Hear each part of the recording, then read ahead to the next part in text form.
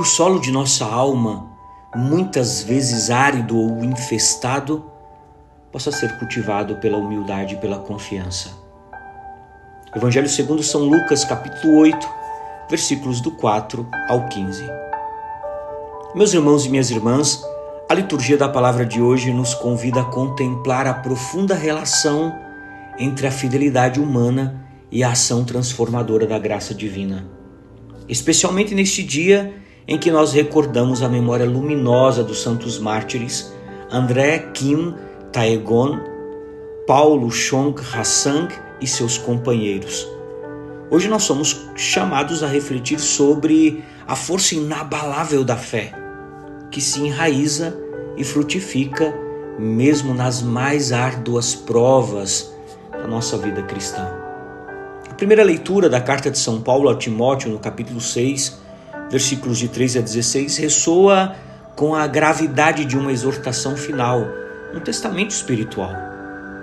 O apóstolo, quase em tom de juramento solene, ordena a Timóteo, diante de Deus que a tudo dá vida e de Cristo Jesus que fez sua gloriosa confissão diante de Pôncio Pilatos, que preserve cuidadosamente o mandamento sem mancha e de modo irrepreensível.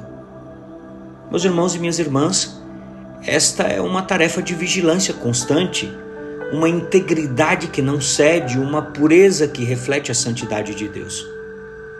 O apelo é para viver uma vida de tal modo coerente que não haja espaço para acusações ou falhas morais, aguardando com esperança a manifestação de nosso Senhor Jesus Cristo.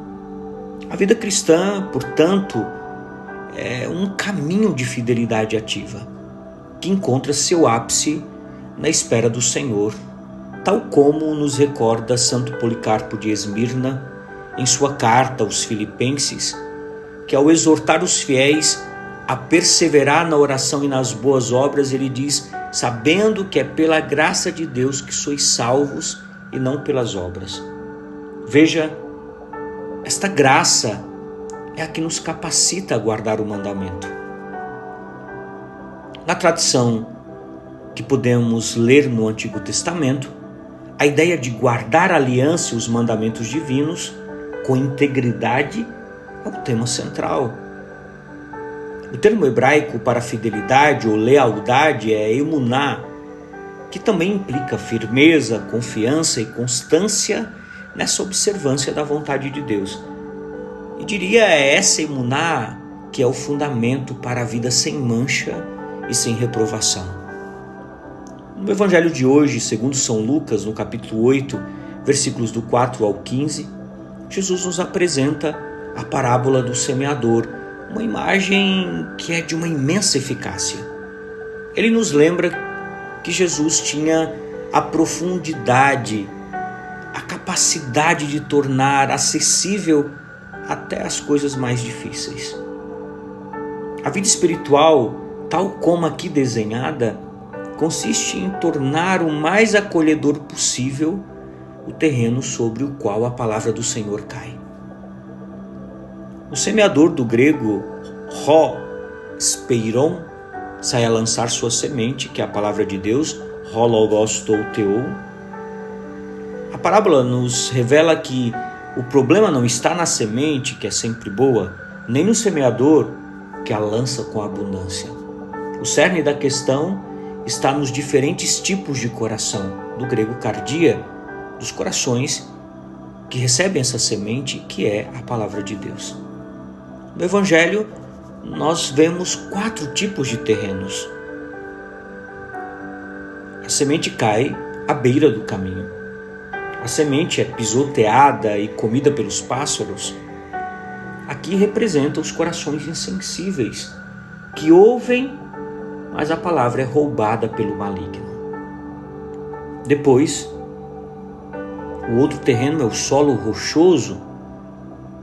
A semente brota com entusiasmo, mas seca por falta de umidade, de raiz. Falta umidade, falta raiz. São aqueles que acolhem a palavra com alegria passageira, mas desistem nas provações, nos tempos difíceis.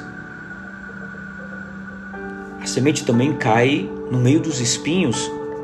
É a semente que brota, mas é sufocada pelas preocupações, pelas riquezas e os prazeres da vida.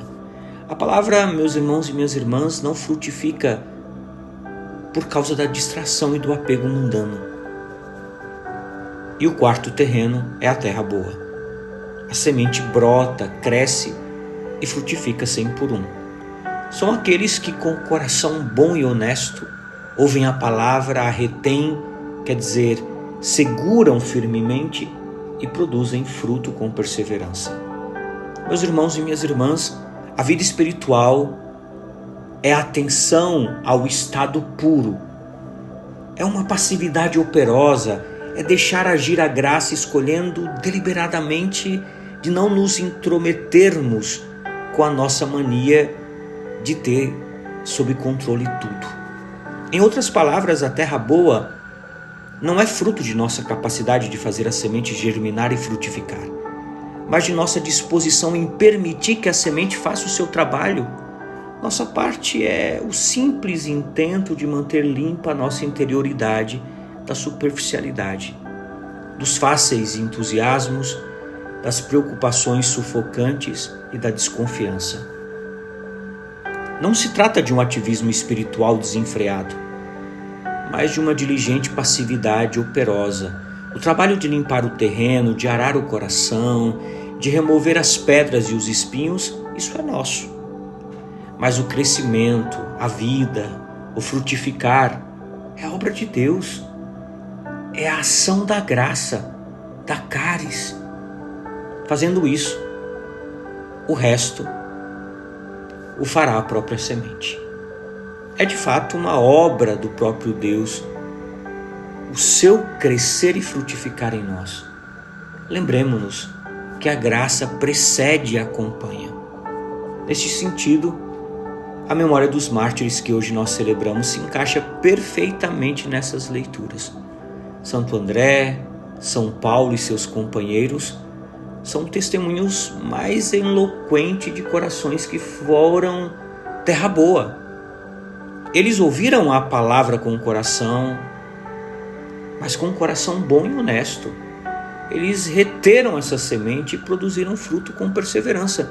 Uma perseverança que os levou ao derradeiro testemunho, ao martírio. Eles guardaram o mandamento sem mancha e sem reprovação, porque permitiram que a graça de Deus agisse plenamente em suas vidas, mesmo diante da perseguição e da morte. Meus irmãos e minhas irmãs, que mistério sublime se revela nessa dança, assim poderia dizer, entre o esforço do agricultor e o milagre da semente. Peçamos nessa liturgia que o solo de nossa alma, muitas vezes árido ou infestado, possa ser cultivado pela humildade, pela confiança. Que despojados de nossa mania de controle, nos abramos ao rio da graça, que tudo fecunda e transforma, para que a vida divina em nós floresça em cores e frutos que a própria eternidade haverá de colher. Que a celebração de hoje nos inspire a examinar o terreno do nosso coração. Nós estamos permitindo que a palavra de Deus se aprofunde e frutifique? Ou nós estamos sufocando essas sementes com as ansiedades do mundo, com a superficialidade ou com a falta de raízes? Que coragem dos mártires nós vemos na liturgia de hoje. E que essa coragem nos anime a viver uma fé autêntica, sem mancha e sem reprovação, na feliz expectativa da manifestação gloriosa de Cristo.